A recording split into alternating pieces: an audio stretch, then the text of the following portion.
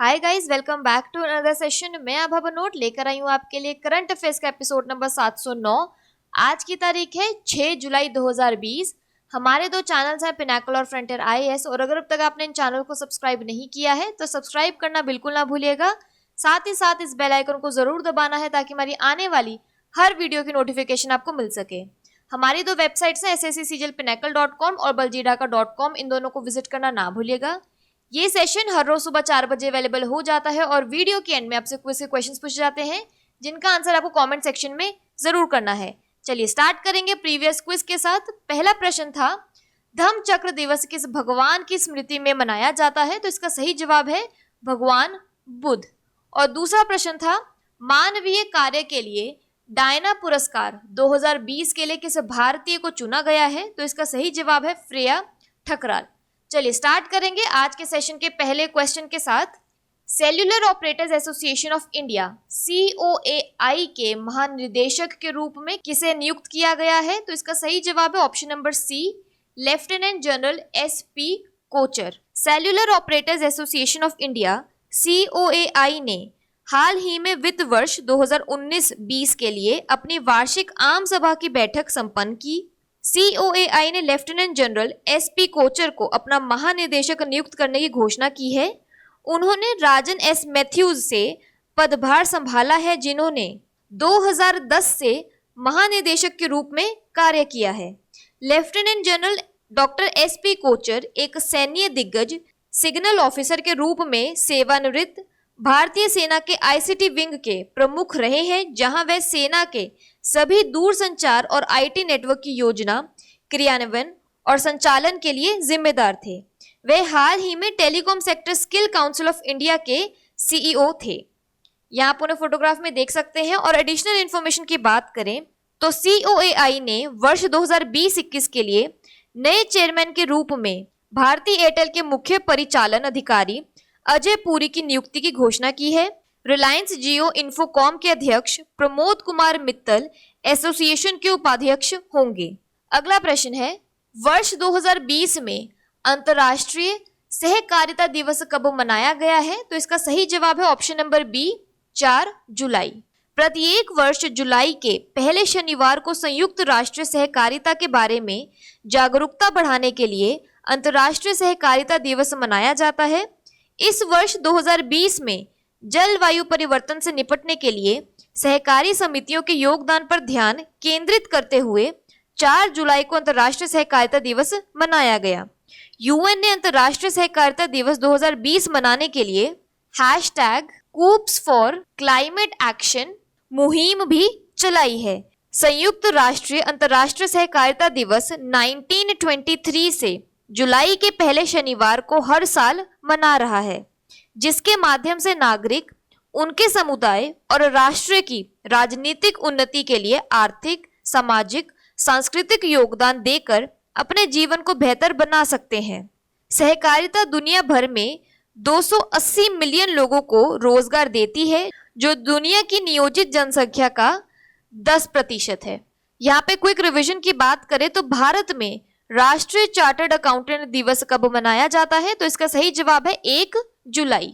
अगला प्रश्न है, किस बैंक ने भारत में MSMEs के लिए $750 मिलियन के MSME आपातकालीन प्रतिक्रिया कार्यक्रम को मंजूरी दी है? तो इसका सही जवाब है ऑप्शन नंबर बी, विश्व बैंक। विश्व बैंक ने 1 जुलाई 2020 को $750 मिलियन MSME आपात प्रतिक्रिया कार्यक्रम की घोषणा की है।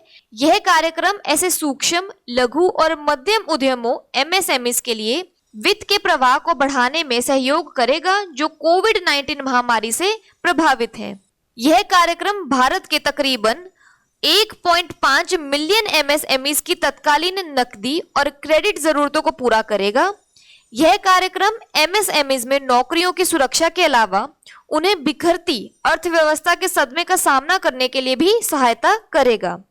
इस घोषणा के बाद आपातकालीन कोविड-19 प्रतिक्रिया हेतु भारत की सहायता करने के लिए विश्व बैंक की कुल प्रतिबद्धता 2.75 बिलियन तक पहुंच गई है। यह कार्यक्रम ऐसे सुधारों के व्यापक सेट के तौर पर पहला कदम होगा, जो आने वाले समय में MSME क्षेत्र को आगे बढ़ाने के लिए आवश्यक होंगे। यहाँ पर क्विक रिवीजन की बात करें तो हाल ही में किस बैंक ने 6 भारतीय राज्यों में शिक्षा गुणवत्ता में सुधार के लिए $500 मिलियन स्वीकृत किए हैं? तो इसका सही जवाब है विश्व बैंक। अगला प्रश्न है, इसरो ने हाल ही में फोबोस की छवियों को कैप्चर किया है। यह किस ग्रह का एक प्राकृतिक उपग्रह है? तो इसका सही जवाब है ऑप्शन नंबर बी, मंगल। भारतीय अंतरिक्ष अनुसंधान संगठन इसरो के मंगलयान मिशन, जिसे मार्स ऑर्बिटर मिशन के रूप में भी जाना जाता है, ने 1 जुलाई 2020 को फोबोस, मंगल का सबसे बड़ा चंद्रमा या प्राकृतिक उपग्रह की छवि को कैप्चर किया है। इसरो द्वारा 3 जुलाई 2020 को छवि साझा की गई थी। मार्स ऑर्बिटर मिशन द्वारा फोबोस की छवि को 4200 किलोमीटर की दूरी से कैप्चर किया गया था। उस समय मार्स ऑर्बिटर मिशन मंगल से 7200 किलोमीटर की दूरी पर था। मंगलयान मिशन 5 नवंबर 2013 को आंध्र प्रदेश के श्रीहरिकोटा में स्थित सतीश धवन अंतरिक्ष केंद्र के पहले लॉन्च पैड से लॉन्च किया गया था। मिशन को रॉकेट PSLV C-25 द्वारा लॉन्च किया गया था। इसने 24 सितंबर 2014 को पहले प्रयास में सफलतापूर्वक मंगल की कक्षा में प्रवेश किया। यहाँ फोटोग्राफ में देख सकते हैं, फोबोस और डिमोस मंगल के 2 प्राकृतिक उपग्रह हैं। अगला प्रश्न है, हाल ही में किस राज्य की औद्योगिक विकास परिषद ने यूके इंडिया बिजनेस काउंसिल के साथ एक समझौता ज्ञापन पर हस्ताक्षर किए हैं? तो इसका सही जवाब है ऑप्शन नंबर बी, महाराष्ट्र। गैर लाभकारी संगठन UKIBC, UK India business council और MIDC, महाराष्ट्र औद्योगिक विकास निगम के बीच 4 जुलाई 2020 को समझौता ज्ञापन MOU पर हस्ताक्षर किए गए। MIDC औद्योगिक अवसंरचना विकास के लिए महाराष्ट्र सरकार की प्रमुख एजेंसी है। समझौता ज्ञापन यूनाइटेड किंगडम UK में व्यवसायों के साथ महाराष्ट्र सरकार के सहयोग को मजबूत करने में मदद करेगा। साथ ही यह राज्य में व्यवसायिक वातावरण में सुधार करेगा। UKIBC का मुख्यालय लंदन में है और इसे 1993 में दोनों देशों यूनाइटेड किंगडम और भारत के बीच व्यापारिक संबंधों और द्विपक्षीय व्यापार को बढ़ावा देने और बढ़ाने के लिए स्थापित किया गया था। यहाँ पर क्विक रिवीजन की बात करें तो चक्रवात निसर्ग ने हाल ही में किस राज्य में लैंडफॉल किया है? तो इसका सही जवाब है महाराष्ट्र। अगला प्रश्न है, किस देश ने एशिया प्रशांत आर्थिक सहयोग APEC शिखर सम्मेलन 2021 को रद्द कर दिया है? तो इसका सही जवाब है option number C, New Zealand. New Zealand ने कोविड-19 महामारी के कारण वर्ष 2021 में होने वाली एशिया प्रशांत आर्थिक सहयोग Asia Pacific economic corporation summit को रद्द करने की घोषणा की है। यह शिखर सम्मेलन न्यूजीलैंड के ऑकलैंड में आयोजित किया जाना था। इससे पहले नेताओं की इस बैठक को चिली सरकार द्वारा 2019 में हिंसक विरोधी प्रदर्शनों के कारण रद्द कर दिया गया था और साल 2020 की वर्चुअल एपेक बैठक मलेशिया द्वारा आयोजित की जा रही है। न्यूजीलैंड के उप प्रधानमंत्री विंस्टन पीटर्स ने योजना और सुरक्षा कारणों का हवाला देते हुए 2021 एपेक समिट को रद्द करने की घोषणा की है और समिट को एक आभासी कार्यक्रम के रूप में आयोजित किया जाएगा। इसके अलावा न्यूजीलैंड द्वारा वापस आने वाले प्रवासी नागरिकों को छोड़कर सभी देशों के लिए अपनी सीमाओं को बंद कर दिया गया है। एपेक का मुख्यालय सिंगापुर में है और एपेक के कार्यकारी निर्देशक हैं डॉक्टर रेबेका फातिमा मारिया। बात करें न्यूजीलैंड की तो इसकी कैपिटल है वेलिंगटन और करेंसी है न्यूजीलैंड डॉलर। अगला प्रश्न है, हाल ही में M वेंकैया नायडू ने future of higher education 9 mega trends नामक एक पुस्तक जारी की है। इसके लेखक कौन है? तो इसका सही जवाब है option number B, V Pattabhi Ram. उपराष्ट्रपति M वेंकैया नायडू द्वारा future of higher education 9 mega trends नामक एक पुस्तक का ऑनलाइन विमोचन किया गया। इस पुस्तक को CA V पटाभी राम द्वारा लिखा गया है। इस वर्चुअल इवेंट को ICT अकेडमी द्वारा होस्ट किया गया था। पुस्तक में उच्च शिक्षा, हायर एजुकेशन के प्रमुख पहलुओं जैसे छात्र शिक्षक संबंध, शिक्षण विधियों, प्रयोगशालाओं और परीक्षाओं के अलावा अन्य नए मानदंडों को शामिल किया गया है, जिसमें इस कोविड महामारी के दौरान एक बदलाव आया है। यह पुस्तक पूरे भारत के लगभग 5000 शिक्षकों के सर्वेक्षण पर आधारित है, जो आईसीटी अकादमी की sky campus digital knowledge series का हिस्सा है। वी पटाभी राम चेन्नई में एक चार्टर्ड अकाउंटेंट है। वह एक लेखक, शिक्षक और सार्वजनिक वक्ता भी हैं। यहाँ फोटोग्राफ में देख सकते हैं। और क्विक रिवीजन की बात करें तो कोविड-19 के सामाजिक और आर्थिक प्रभावों पर आधारित पुस्तक बिहाइंड द मास्क किसने लिखी है? तो इसका सही जवाब है मोहम्मद मन्नान। अगला प्रश्न है, गुओनी जॉनसन को किस देश के राष्ट्रपति के रूप में फिर से चुना गया है? तो इसका सही जवाब है option number B, Iceland. Gudni Johannesson को आइसलैंड के राष्ट्रपति के रूप में फिर से चुना गया है। उन्होंने हाल ही में हुए राष्ट्रपति चुनावों में आइसलैंड के राष्ट्रपति के रूप में अपना दूसरा 4 साल का कार्यक्रम जीता है। उन्होंने राष्ट्रपति चुनाव में 92% लोकप्रिय वोट के साथ जीत हासिल की, जो आइसलैंड राष्ट्रपति चुनावों में दूसरी सबसे बड़ी जीत थी। जबकि उनके समक्ष फ्रैंकलिन जॉनसन केवल 6.5% वोट जीतने में सक्षम रहे। आइसलैंड में प्रत्येक राष्ट्रपति का कार्यकाल 4 साल का होता है। यहाँ फोटोग्राफ में उन्हें देख सकते हैं।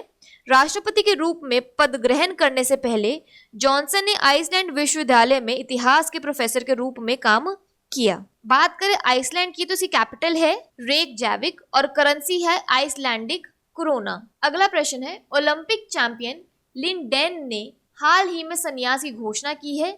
वह किस खेल से संबंधित है? तो इसका सही जवाब है ऑप्शन नंबर डी, बैडमिंटन। चीन के 2 बार के ओलंपिक बैडमिंटन चैंपियन लिन डेन ने हाल ही में संन्यास की घोषणा की।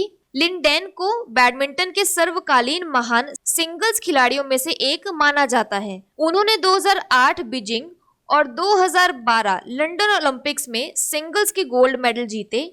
उन्होंने बैडमिंटन के 9 प्रमुख खिताब जीते, जिसमें विश्व चैंपियनशिप के 5 गोल्ड मेडल शामिल है। यहाँ फोटोग्राफ में उन्हें देख सकते हैं। और क्विक रिवीजन की बात करें तो भारत के आईटी अधिनियम की किस धारा के तहत 59 चीनी मोबाइल ऐप पर प्रतिबंध लगा दिया गया है? तो इसका सही जवाब है 69A। अगला प्रश्न है, पौधा लगाओ पर्यावरण बचाओ अभियान किस शहर में शुरू किया जाएगा? तो इसका सही जवाब है ऑप्शन नंबर बी, नई दिल्ली। दिल्ली सरकार ने एक मेगा वृक्षारोपण अभियान पौधे लगाओ पर्यावरण बचाओ को लॉन्च करने का निर्णय लिया है।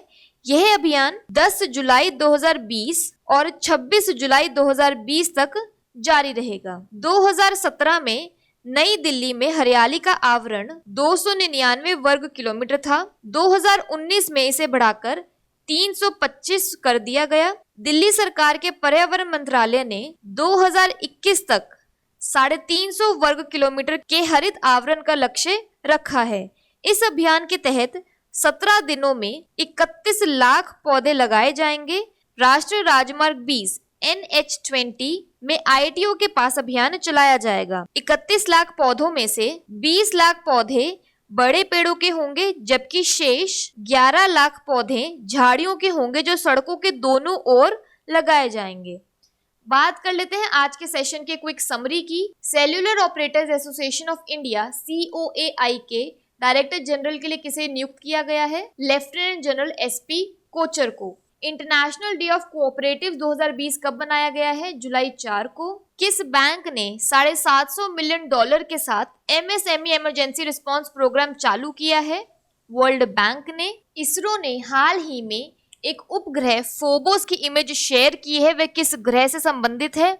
मार्स से। यूके इंडिया बिजनेस काउंसिल के साथ किस राज्य ने एक एग्रीमेंट पर साइन किए हैं? महाराष्ट्र सरकार ने। एपेक समिट 2021 कहां पर होनी थी? न्यूजीलैंड में। Book future of higher education 9 mega trends किसने लिखी है? वी पटाभी राम ने। गुओनी जॉनसन किस देश के राष्ट्रपति बने हैं? आइसलैंड के। ओलंपिक चैंपियन लिन डेन ने, जिन्होंने हाल ही में रिटायरमेंट ले ली है, वे किस खेल से संबंधित थे? बैडमिंटन से। पौधे लगाओ पर्यावरण बचाओ कैंपेन कहां स्टार्ट किया गया है? न्यू दिल्ली में। बात कर लेते हैं आज के सेशन की क्विज फॉर द डे की। पहला प्रश्न है, वर्ष 2020 में अंतर्राष्ट्रीय सहकारिता दिवस कब मनाया गया है? और दूसरा प्रश्न है, ओलंपिक चैंपियन लिन डेन ने हाल ही में संन्यास की घोषणा की है, वह किस खेल से संबंधित है? और अगर अब तक आपने चैनल को सब्सक्राइब नहीं किया है तो सब्सक्राइब करना बिल्कुल ना भूलिएगा। साथ ही साथ इस बेल आइकन को जरूर दबाना है ताकि हमारी आने वाली हर वीडियो की नोटिफिकेशन आपको मिल सके। हमारी दोनों वेबसाइट sscsigiilpinnacle.com और baljeetdaka.com पर विजिट करना बिल्कुल ना भूलिएगा। Thank you so much.